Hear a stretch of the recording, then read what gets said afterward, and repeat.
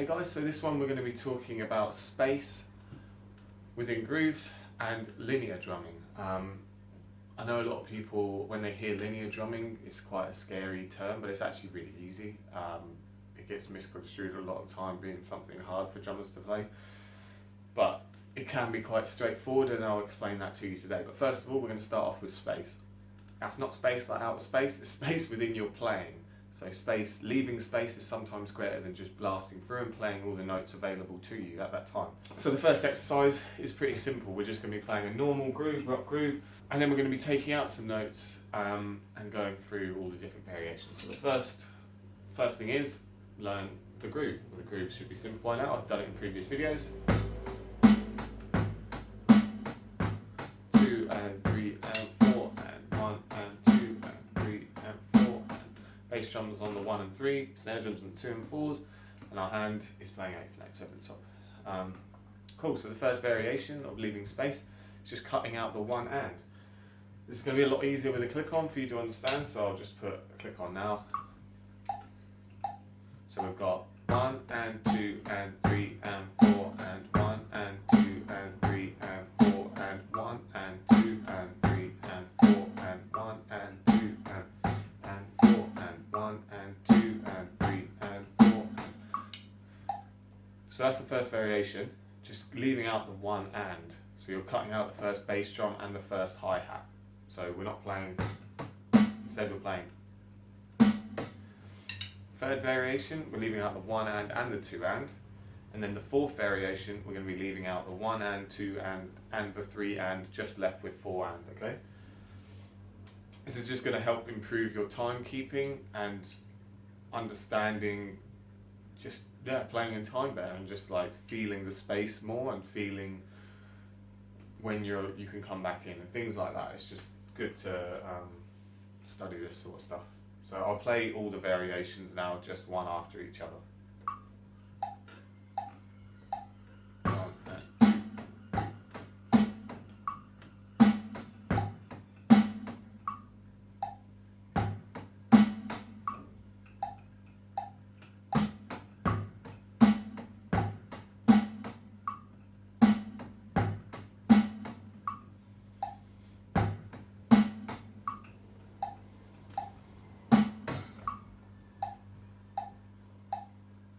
So that's it.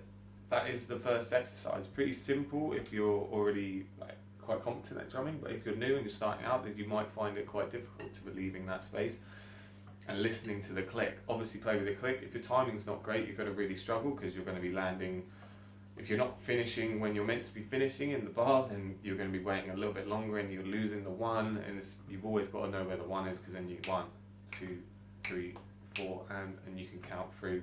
And you can definitely see, obviously transcription will be up on screen again, so you can see written down exactly how the exercise looks. And you don't have to stop there with this space exercise. From there, choose whichever one you want to choose. And I've called them 1, 2, 3 and 4. So exercise 1 is the normal groove, and then 2 is obviously leaving the 1 hand out. Mix them up, so do a 2, 1, 3, 4. Or label them A, B, C, D, and then play them in different orders. So I've got, if I did 3, 2, 4, 1, it would sound like this.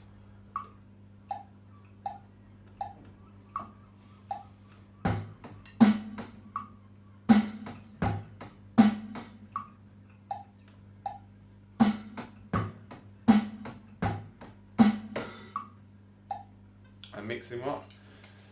And you can also take that a step further. You can then try it with your own grooves. Write out your own grooves if you can. If not, then just think about it in your head logically. It's quite easy just to figure out. So if you've got a groove that's like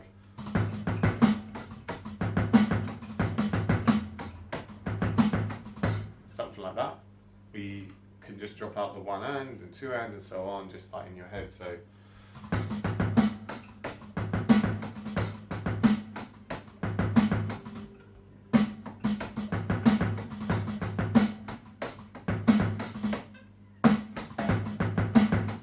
be dropping out the 1 and. Obviously it doesn't have to all sound the same, but it's just these little gaps in playing that sound really cool and they mean something. Like if there's like a stab in the music, if you're playing to a song, you'll hear a lot of times there'll be a stop and then they'll come back in. That stop can be halfway through the bar, it can be on the 3 and. So we've got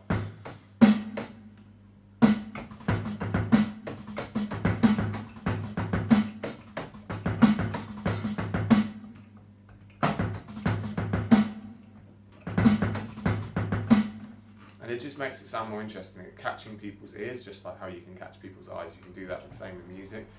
People's ears will be drawn to something that sounds out of place. Obviously, don't ever overuse stuff like that, because then it just sounds messy and it's just like not meant for music. Because obviously everything we want to do is play with music and make it sound good in a musical sense. There's no point in just playing this stuff and just not ever playing to music, because that's what the drums are for.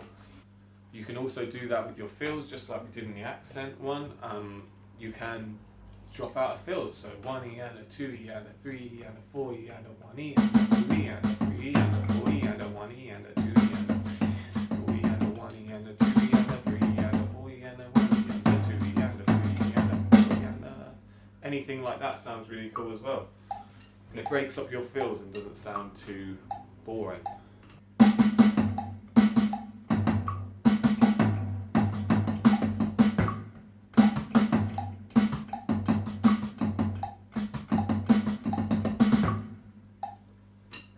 Same thing, I was just dropping out some notes. Yeah, it wasn't perfectly in time, but I was just dropping notes. I was dropping like the one and the two, or the E or the of, because this is the same as before, it's all 16th notes.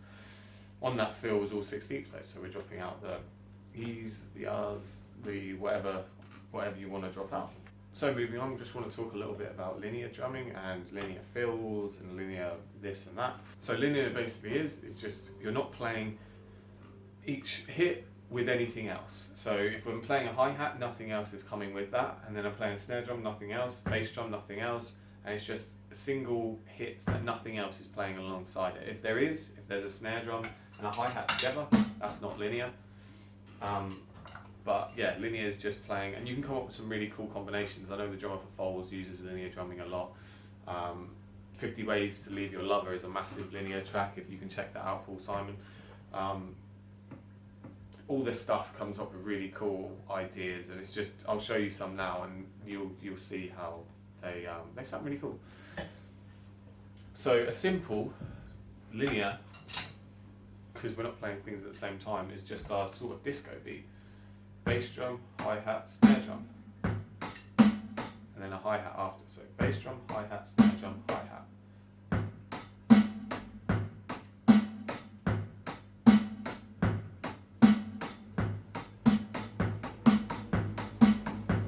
More speed, like disco.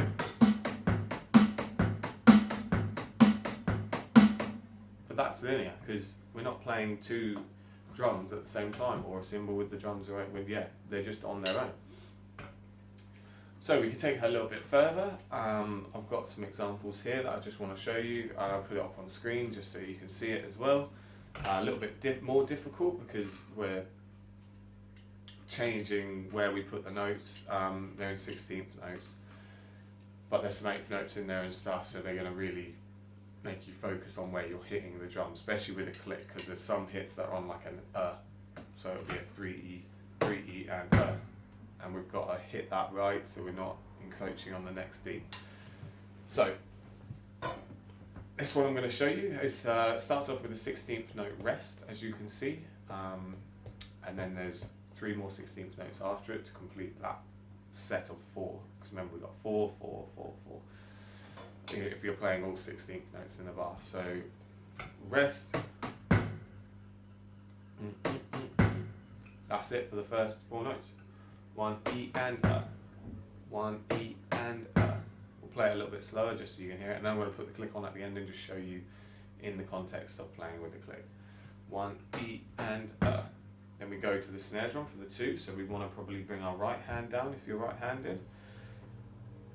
2 E and 2 E and So the second part is 2 E and so we're playing, keep your left hand up here, because when we come back round for the 3, we're going to hit it with the right hand, so you can just keep your hands open like this for this section. 2 E and simple enough, 16th notes.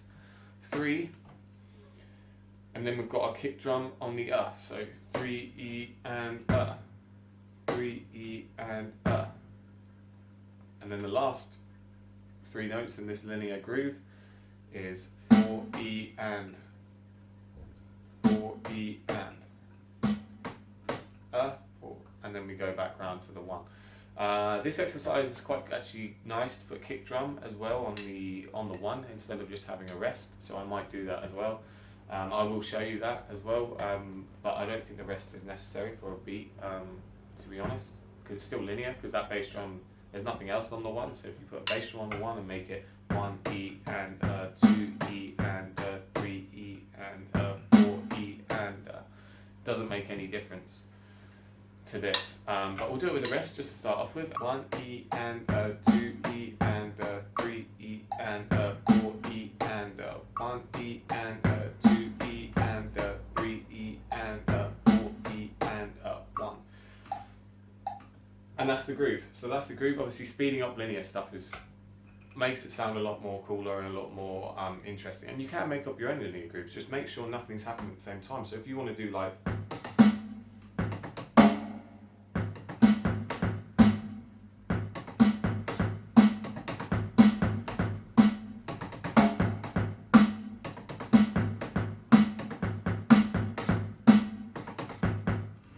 obviously putting bass drums, I think we've touched on it before, putting bass drums like in the E's and the R's of a 16th, like we're talking about 16th notes, doing that in linear is a lot more crucial probably. You can't just play stuff on the ands, because otherwise linear would be very like 1 E and 2 E and it would just be the disco beat basically. I mean, you can move the drums around, but it's not as interesting. You're going to have to start to put bass drums on like the R's and the E's and things like that, just to make it sound more interesting. So that's the first example. That should have been up on screen. Give that one a go. I will play that now a little bit faster just so you can hear.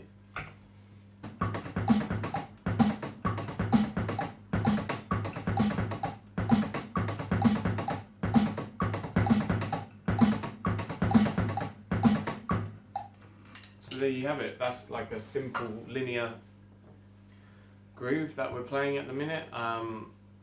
And like the world's your oyster with linear, you just need to make sure none of the drums are matching up together. So yeah, hope you got something out of that, guys, and I will see you in the next lesson maybe, but yeah, have a good one, see you later.